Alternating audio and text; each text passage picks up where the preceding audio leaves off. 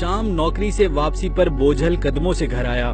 काम की थकन से पूरा बदन दुख रहा था। आते ही अपने बिस्तर पर लेट गया।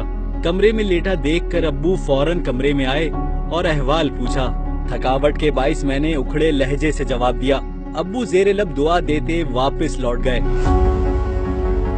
थोड़ी देर बाद कमरे में बेगम आई तो मैंने पूछा, बच्चे कहाँ हैं? बहुत थका हुआ हूँ, अपने जिगर गोशों को देखूंगा तो सारी थकन उतर जाएगी।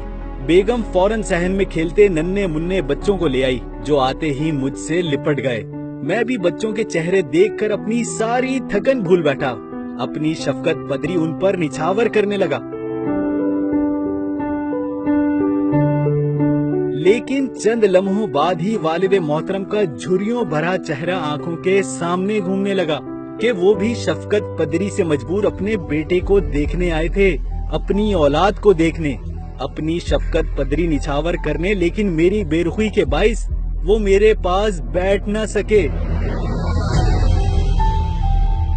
इतना सोचते ही मेरी आंखों के सामने अंधेरा छाने लगा। दम सीने में घुटता महसूस होने लगा। बच्चों को छोड़ा और दौड़ता हुआ वालिदे मोहतरम के कमरे में जा पहुंचा, जो अपनी चारपाई पर लेटे न जाने किन सोचों में गुम छत को देखे जा रहे थे। मैं उनकी चारपाई पर उनके कदमों में जा बैठा और उनकी टांगे दबाने लगा। अब्बू फौरन उठे और मुझे सीने से लगा लिया। ना जाने क्यों हम बाप बेटा फूट फूट कर रोने लगे।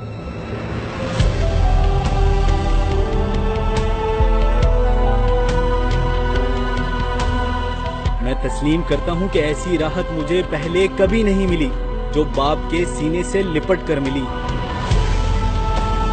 दोस्तों, हम अपने पैसों से सब कुछ खरीद सकते हैं सिवाय माँ बाप की खुशियों के। पैसा तो हमारे माँ बाप ने भी सारी जिंदगी कमाया और हंसते हंसते हम सब पर लुटा दिया, ये जानते हुए भी कि वो कल बूढ़े हो जाएंगे।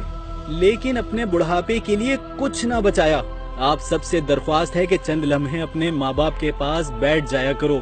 उनसे दुख सुख की बातें शफकत के साथ कर लिया करो। यकीन करो, दुनिया और आखिरत में फलाह पा जाओगे।